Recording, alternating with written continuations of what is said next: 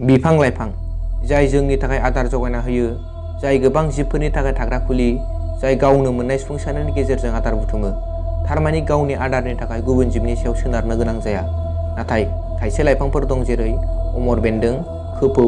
बेफोर लाइफाङा गुबुन लाइफांनि बानायखानाय आदारनिफ्राय सुफुंसारनाय बुथुमो, जायखौ बियाद होनना बुंनाय जायो।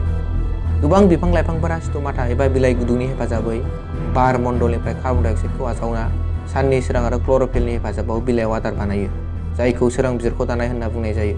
बे सोरां बिजिरख' दानायाव सोमजिनाय अक्सिजेनखौ फिन बार मण्डलाव एंगारहरो, जाय अक्सिजेन गेसखौ हां लानानै जों थांनानै दं। नोंथाङा थारैनो मिथिगौ ना फांसे गेरेमसा लाइफाङा बोसोराव 100 केजि अक्सिजेन गेस बार मण्डलाव एंगारना होयो, जाय बोसोराव 18 जन सुबुंनि अक्सिजेन गेसखौ हां लानायजों समान जायो। खुलुमबाय, आंनि मुङा थमास ब्रह्म। दिनै बे भिडिअनि गेजेरजों जों मिथिगोन बुहुमनिफ्राय बिफां लाइफाङा जोबस्रांलाङोब्ला बुहुमा इयुनाव मा जाहैगोन। बिफाङा बुहुमाव थानाय जिउआरिफोर आरो मानसिफोर एंगारनाय कार्बन डाइ अक्साइड गेसखौ आजावना फिन बिनि सोलाय जोंनो बार मण्डलाव अक्सिजेन गेसखौ एंगारना होयो। बिफांनि हेफाजाबैसो जों न'आव बाहायनाय दंफांनि सियार, टेबोल, खिरखि, दरजा बायदि बानायनो हायो। बिफांफोरा हा सिंनि दैनि थोरफोखौ थियै लाखियो। बिफां लाइफांफोरनि दालाइ बिलाइफोरा सेवनानै हायाव हिउमासनि बिबांखौ बांहोयो, जाय जोंनि आबादखौ साबसिन हामसिन फसल मोननायाव मदद खालामो। दैनि गिदिंनाय वाटार साइकेलखौबो बिफां लाइफाङा थियै लाखियो। बिफां लाइफांनि हेफाजाबैसो दैमा दैसाफोरा अराय सम रानलाङाजासे बोहैबाय थायो। जेब्ला अखा हायो, अखानि दैखौ बिफां लाइफाङा रोदानि हेफाजाबै हा सिङाव बोहैलांहोनानै बिलो बिलोमाखौ अराय सम गोथाङै लाखियो। बिफां लाइफांनि रोदाया हा गिसिखानाय, जामख'नाय बायदिखौ होबथानायाव मदद खालामो। बिफां लाइफां बुंफबनायनि जाउनावसो गेदेर गेदेर अरनबारि सोमजिदों, जेराव हाग्रानि जिउआरिफोरा थाग्रा खुलि बानायदों आरो आदार मोनजादों। बिफां लाइफाङा जोंनि बुहुमाव मोजां हाबा मावनायखौ जों बुंनानै फोजोबनो हाया। नाथाय दिनै गोख्रै सुबुं अनजिमा बांनायनि जाउनाव बिफां लाइफां दानफायनायनि हारा बांबाय, जायनि जाउनाव बिफां लाइफांनि अनजिमाया जोबोद गोख्रै खमायलांनो हमबाय। बिफां लाइफां जोबस्रांलांनायनि जाउनाव जों गिबियावनो आदारनि आंखालाव गोग्लैनांगोन। न'आव बाहायनाय दंफांनि टेबोल सियार बायदि आइजें आइलाफोरा गोमालांगोन। सुबुं अनजिमा बांनायनि जाउनाव सुबुंनि नांगौखौ फोलोमनो थाखाय दारिमिन गायसननाया बांगोन, जायनि थाखाय बिफां लाइफां दानफायनो गोनां जागोन। बेफोर दारिमिननिफ्राय ओंखारनाय गाज्रि बिस गोनां उखुन्दैफोरा बिफां लाइफां खमायलांनायनि जाउनाव बार मण्डलाव गोसारनानै जोंनि बार मण्डलखौ गेब्रेंहोगोन। मानोना बिफां लाइफाङासो बिस गोनां उखुन्दैफोरखौ सोबनानै जोंनि बारहावाखौ गोग्गोयै लाखियो।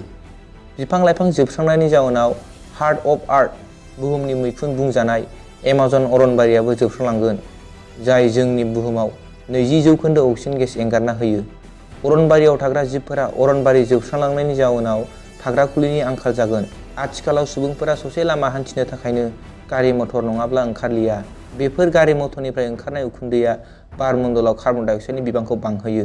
बिफां लाइफां जोबस्रांलांनायनि जाउनाव अखा हानायनि बिबाङा खमायलांनानै रानस्राव बालाबारि जालांगोन, जेराव आबादारिफोरा आबाद मावनो हायै जालांगोन आरो दाब दाब जायगाफोराव अखा हानायनि बिबाङा बांद्राय जानानै दैबाना जानायनि बिबाङा बांलांगोन। मानो होनोब्ला बिफां लाइफाङासो हाखौ थाजिमै लाखियो आरो दैनि लेभेलखौ थियै लाखियो। बिफां लाइफां जोबस्रांलांनायनि जाउनाव हानि गिसिखानाय, जामख'नाय बिबाङा बांगोन। बिफां लाइफां गैयैनि जाउनाव हा सिंनि दैया गोथौआव सेरमायलांगोन, जायनि जाउनाव दैमा, बिलो, हाखर हाला, निजिराफोरा रानलांगोन। जोंनि बुहुमाव गासै 3.04 ट्रिलियन बिफां लाइफांफोर दं, नाथाय आथिखालाव बन आरो दंफांजों बायदि बानायनो थाखाय बोसोरफ्रोमबो 15 बिलियननिबो बांसिन बिफां लाइफां दानफायो। बेबायदि बिफां लाइफां दानफायबाय थायोब्ला फैगौ 200 बोसोर उनाव बुहुमनिफ्राय गासै बिफां लाइफाङा जोबस्रांलांगोन, जाय जोंनि थाखाय बुहुमा थांना थानो जाथावै जाहैगोन। साननि दुंथाइखौ हमथाना लाखिनो बिफां लाइफां गैयैनि जाउनाव बुहुमनि दुंथाया बांलांगोन।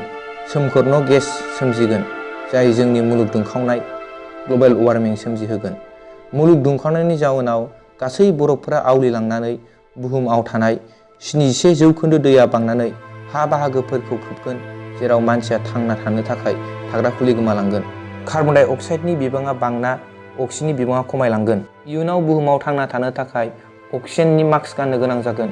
दुंथाइ बांनाय आरो अक्सिजेन खमायलांनायनि जाउनाव बुहुमाव जिउआरि थांना थानो हायै मोनसे ग्रह जाहैगोन। बिनिखायनो जों बयबो दावगाफुनाय जुगाव गाव गावनि जिउनि बेसेनगोसा समखौ दसे सम दोनथ'नानैब्लाबो जों जोंनि सोरगिदिं बिफां लाइफांखौ जोथोनै लानांगोन आरो ओरैनो थानाय लांदां जायगाफोराव बिफां लाइफां गायनांगोन आरो नाङा फाङा बिफां लाइफां दानफायनायखौ बन्द' खालामनांगोन। मानो होनोब्ला बिफां लाइफां थांनानै थायोब्लासो जोंनि बुहुमा अरायसम थांनानै थागोन। दिनैनि थाखाय एसेनोसै। नोंथाङा बे भिडिअखौ मोजां मोनदोंब्ला लाइक खालामनो दाबाव आरो भिडिअखौ शेयार खालाम जाहाथे बयबो बिफां लाइफां जोबस्रांलाङोब्ला बुहुमा इयुनाव मा जाहैगोन बेखौ मिथिनो हायो आरो बिफां लाइफांखौ गायो। जुदि नोंथाङा बे चेनेलाव गोदानब्ला चेनेलखौ साबस्क्राइब खालामनायजों लोगोसे नटिफिकेसन बेलखौ अन खालाम। आंखौ लोगो मोनफिनगोन गुबुन मोनसे भिडिअआव। दिनैनि थाखाय एसेनोसै। गोजोन्थों।